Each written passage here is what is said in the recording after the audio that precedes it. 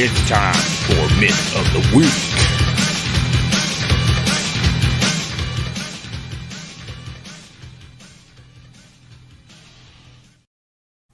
All right, so Myth of the Week comes from kind of a funny situation that I had at the job site where there was a master and a journeyman, and they were talking about putting a voltage divider inside a J box. And I was like, what are you guys talking about? Because we had a few areas where we had to combine 120 volt circuits and 480 volt circuits. And this week, what I did was just something a little fun, just to kind of mix it up a little. And I put two different wire types in there. And so the reason I did this was because THW was 75 degrees C rated and THHN's 90 degrees C rated. So there were two different temperature ratings on the actual chart, but both wiring methods are 600 volt rated. So as long as the insulation ratings rated 600 volt, then you can do this. And so all you guys that said false and went along with the voltage mixing, I got you.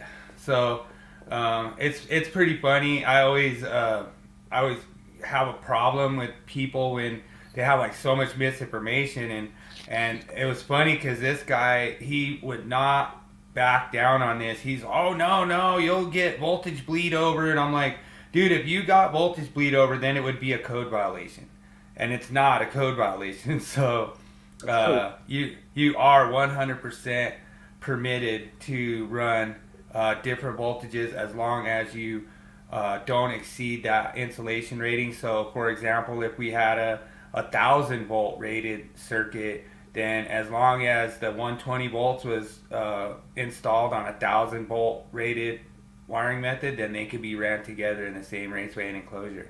Mm-hmm. So this is kind of a good one to get out there. So I really appreciate the person that asked me this.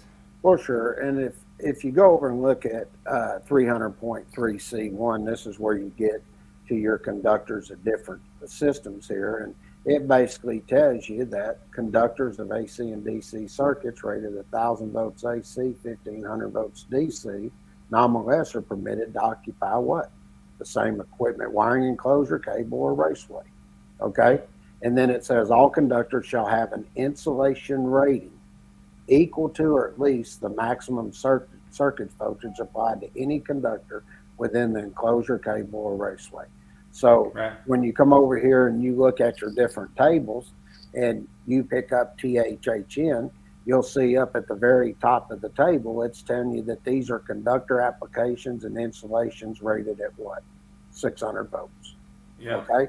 And then if you come over and pick up THW you had there, it's still within the same table. So you are permitted to do this. Okay. Yeah. Now, one other thing I'd point out as I started looking at this, I was like, well, something else that comes into play that a lot of people have a lot of problem with, and I see a lot of times they misapply.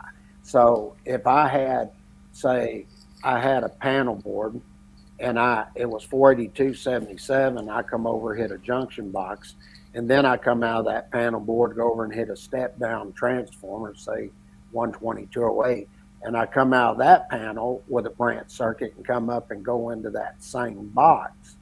Am I permitted to have two different system voltages within the same enclosure? Yes, you are. Okay. And when you come over and look at this right here, this is one that gets interesting. Now, I remember I was in Dayton, Ohio, and I was doing a presentation there. Somebody had asked me this question. It's probably been about 15 years ago. And they were asking, do I have to take with the other system voltage and have a white or gray with a colored stripe in it other than green? And I said, no, you don't. I said, you can have, what we used to do is we had 482.77. When I first got in trade, we were actually taught this.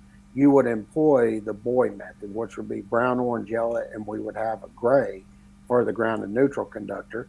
And then if we had 122.08, 122.40, then we would have a white conductor for our neutral. Okay? Right. So, and I'm not going to say his name, but they said so and so said that over time you couldn't tell the difference between a white or gray, therefore you had to have a colored stripe. And I said that isn't true. I said, Right. as a matter of fact, that's why this section 200.6B got relayed out. So if you Right. read what it says here, I think it's pretty clear now. And if you look at number one, it says one nominal voltage system grounded conductor shall have an outer covering conforming to 206 A or B. That's white or gray. Then it says the Yeah. ground conductors of the other nominal system voltage here shall have a different outer covering, which could be what? White or gray. Okay. Yeah. Now, it also tells you, it says, or what? Or A green gray with a stripe. distinguishable colored stripe other than green running. So it's telling you can go white or gray, or I can take and use a white or gray with a color in it. Okay. Yeah. This is how you go about looking at this. And some people get confused on this. And I will point out one other thing. There is no color coding for the phases. That will be up to the facility. One of the things that they noticed over time that a lot of facilities had their own color coding they use. So they might have used brown, orange, purple, Right. for 48277. So the only conductors in the code that are reserved colored conductors is going to be your neutral, white or gray with a colored stripe other than green along its insulation, and your Mm-hmm. equipment grounding conductor, which you would look at 250.119, and that'll be green, green or one or more yellow stripes, or bare. Okay. Right. Now, there are some others. If you have a high leg, it has its color, red and all that. You got all that stuff there. And then when you get into intrinsically safe circuits, you got a light blue color. There are some other reserved colors, but mainly for your system voltages, that's what you want to remember is the first part of this for the white and the equipment ground. So I put a little illustration here together to sort of show you what we're talking about. And you'll see the junction box up there. And going over to that junction box from the panel on the left, that's 48277. And then I hit a Right. step down transformer to a 12208. I'm coming out of that, and I have a 120-volt circuit there. Okay. And we Right. give you all the information we just talked about. And then there's some other color coding requirements down there that you could look at and review in order to tie this in. But if you notice, we tied everything back in to where 300.3C1. And this is an illustration we've had there for God. I don't even know how long we've had this illustration. But if you Right. notice, we tied it back to where we started, and that gets into making sure the conductors meet what? The 600-volt requirement that's over and where? Table 310.41. Okay? Yeah, and you could tell I was trying to avoid the neutral argument just because I was like, it's just the 480 with Mm-hmm. 120 in there. But I was just trying to show because